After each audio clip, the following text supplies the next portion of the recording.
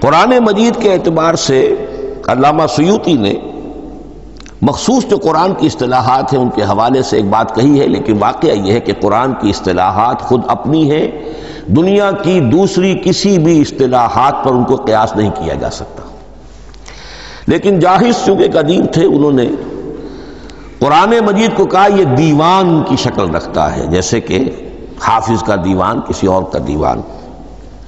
سورتیں جو ہیں وہ قصیدوں کی شکل میں ہیں، بیت شعر آیت ہے، قوافی جو ہوتے ہیں شعروں میں قافیہ وہ یہاں فواصل ہیں، آیت کے آخری حروف ایک دوسرے سے مشابہ ہوتے ہیں کہ جن سے پھر وہ صوتی آہنگ پیدا ہوتا ہے۔ الرحمن علم القرآن خلق الانسان علمہ البیان۔ اب یہ ایک فواصل جو ہے وہ جڑتے چلے جاتے ہیں، ان میں آہنگ پیدا ہوتا ہے۔ لیکن حقیقت کے اعتبار سے پہلی بات یہ نوٹ کیجئے، قرآن مجید کی اکائی ہے آیت، اسے نہ آپ جملہ کہہ سکتے ہیں نہ فقرہ کہہ سکتے ہیں۔